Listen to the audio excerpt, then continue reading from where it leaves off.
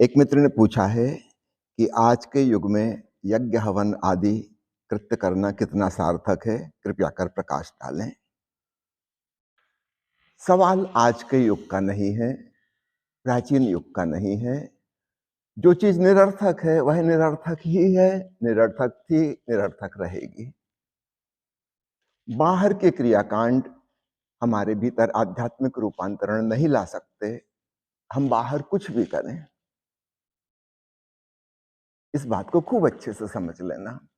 भीतर कुछ करेंगे, भीतर कुछ होगा, वही हमारे भीतर रूपांतरण और परिवर्तन लाएगा।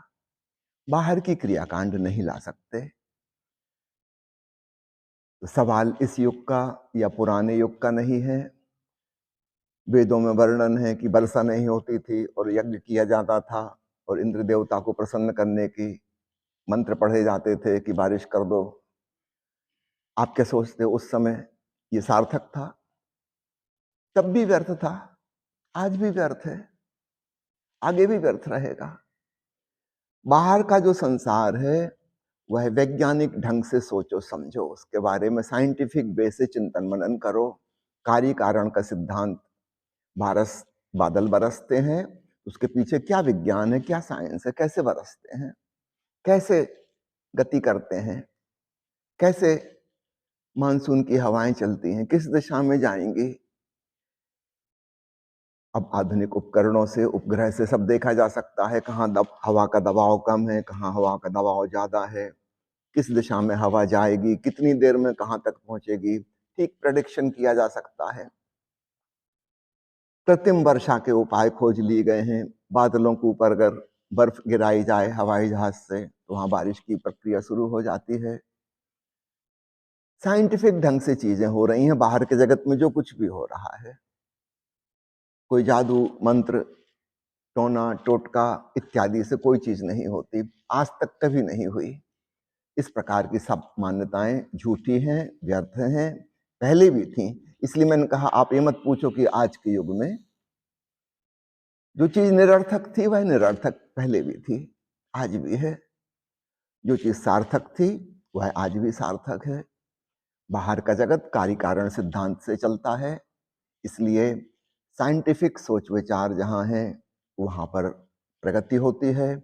और जो लोग अनसाइंटिफिक ढंग से सोचते हैं, चमत्कार के ढंग से चीजों को सोचते हैं, without cause and effect link के सोचते हैं, वहां पर बाहर का जगत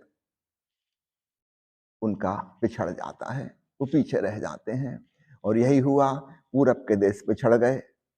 उन्होंने अध्यात्मिक के द्वारा बाहर के जगत में परिवर्तन करने की सोची, जो कि नहीं हो सकता।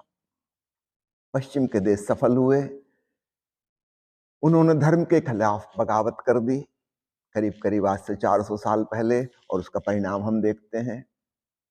कितनी प्रगति, कितनी उन्नति हो गई, कितनी सुख सुविधाएं जुट गई। आदमी चांद पर पहुंच गया, मंगल ग्रह पर जाने की तैयारियां हो रही हैं। और यहां हमारे ज्योतिषी हमें समझा रहे हैं कि शनि को कैसे शांत करें, मंगल को कैसे प्रसन्न करें, और कहां कौन से ग्रह की दशा कैसी चल रही, कैसे बदलें। और आज तक कुछ भी नहीं बदला गया। सावधान, इस प्रकार के अंधविश्वास, पूर्वाग्रह, मान्यताएं जो व्यर्थ थी वे व्यर्थ हैं। इस बात को खूब अच्छे से समझ लो, वे कभी भी सार्थक नहीं होंगी। जगत नियम से चल रहा है, नियम को समझो। चमत्कार जैसी कोई चीज नहीं हो सकती, ना कभी हुई है ना कभी होगी। क्योंकि चमत्कार का अर्थ होता है कि नियम तोड़ के कुछ हो जाएगा। चमत्कार का अर्थ होता है कि नियम तोड़ के कुछ हो जाएगा, नियम से हट के कुछ हो जाएगा। नहीं, आज तक ऐसा नहीं हुआ। और जो कह रहे हैं कि हुआ है वे झूठ बोल रहे हैं, वे कोई पाखंड रच रहे हैं, वे कोई जादुई ट्रिक, कुछ मैजिक ट्रिक का इस्तेमाल कर रहे हैं। जादूगर को देखा आपने, क्या क्या करके दिखा देते हैं। लेकिन कम से कम ईमानदार हैं, वे कहते हैं जादू है, चमत्कार नहीं है। काश हमारे साधु महात्मा भी ईमानदार हो जाएं तो स्पष्ट कह सकें कि जादुई खेल है, आप सीख लो ट्रिक, आप भी कर सकते हो। इसमें चमत्कार जैसी कोई चीज नहीं है। इसका अर्थ हुआ कि वो जो काज एंड इफेक्ट वाला रूल है, नियम है, उसका कोई अपवाद नहीं हो सकता। हाँ, नियम को समझकर हम नियम के अनुसार कुछ कर सकते हैं। गुरुत्वाकर्षण को समझ लिया, पक्षी कैसे उड़ते हैं पता लगा लिया, फिर हवाई जहाज बन गई, हेलीकॉप्टर बन गया, अंतरिक्षयान बन गए। नियम को समझकर, नियम के अनुसार, नियम का उपयोग करते हुए, नियम के खिलाफत में नहीं। कोई नियम नहीं टूटा है, उस नियम का सदुपयोग करना हम सीख गए। गुरुत्वाकर्षण कैसे नीचे खींच रहा है, इससे ऊपर कैसे उठ सकते हैं, कैलकुलेशन संभव है, गुणा भाग से संभव है। इसका ये मतलब नहीं कि नियम टूट गया। तो याद रखिए, चमत्कार जैसी कोई चीज नहीं होती। इसलिए जहां जहां चमत्कार का दावा है, खूब अच्छे से समझ लो, वहां पर कुछ बेईमानी हो रही है, कुछ पाखंड हो रहा है। धर्म के नाम पर इस प्रकार की सस्ती चीजों में लोगों की रुचि होती है। हम काठमांडू से चितवन आते थे, एक जगह हमने बहुत भीड़ देखी, पहली बार ही हम आ रहे थे। हम कहे, हाँ क्या हो रहा, कोई बड़ा मेला लगा है? अब हमें पता चला कि मेला वगैरह नहीं है, मनोकामना पूर्ति का मंदिर है। यहाँ हमेशा ही मेला लगा रहता है। अच्छे अच्छे खासे पढ़े लिखे लोग, जिन्होंने विज्ञान की ग्रेजुएशन और पोस्ट ग्रेजुएशन डिग्री हासिल की है, वो भी वहां लगे हुए हैं। आदमी कमजोर है, असहाय है, और वो चाहता है कि कहीं से सहारा मिल जाए। वो चाहता है कि कुछ नियम टूट जाए, मैं प्रार्थना करूं मेरी प्रार्थना पूरी हो जाए। ये हमारी चाहत है, लेकिन ऐसा होता नहीं है। और कभी बाई चांस प्रार्थना पूरी हो जाती है, उसका सिर्फ इतना मतलब है, ये संयोग की बात है, कोइंसिडेंस, ऐसा होने वाला था। आपने प्रार्थना की कि पानी गिर जाए, तो संयोग की बात पानी गिर गया। आप ये नहीं समझना कि आपने प्रार्थना से गिर गया, वो गिरने ही वाला था। मानसून की हवाएं इस दिशा में आ रही थी, संयोग की बात, आपने उस समय प्रार्थना की। अगर आप एक हफ्ते पहले प्रार्थना करते तो आपकी प्रार्थना असफल हो जाती। आज भी मैं चुटकुला पढ़ रहा था, एक कि नौकरी का इंटरव्यू देने गया एक आदमी।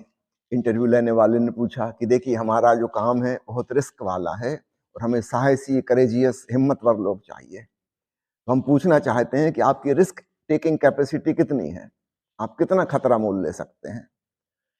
उस कैंडिडेट ने कहा कि सर, सही बात बताऊं, मैं कितना साहसी और हिम्मती हूं, आप इस बात से अंदाज लगा लीजिए, रोज मंदिर जाके मैं प्रार्थना करता हूं कि प्रभु हर जन्म में यही पत्नी देना। उसका तुरंत सिलेक्शन हो गया।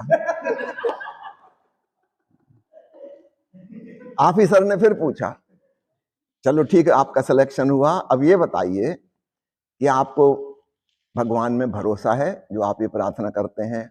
उसने कहा कि अब ये मत पूछो आप, मुझे इतना भरोसा है, पूर्ण भरोसा है, कि जिस भगवान ने आज तक मेरी एक प्रार्थना नहीं सुनी, वो ये वाली भी नहीं सुनेगा।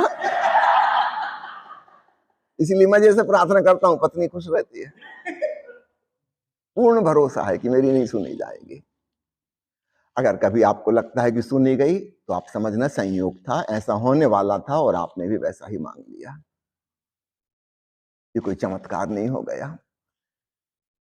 अगर आपके मन में साइंटिफिक सोच है, तो आप भली भांति समझ लीजिए, मिरेकल होता ही नहीं, हो नहीं सकता।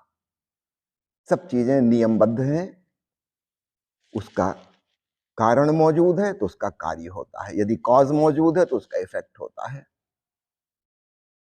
कोई प्रार्थना नहीं सुनी जाती। इस प्रकार के यज्ञ हवन इत्यादि सब व्यर्थ हैं और सदा थे।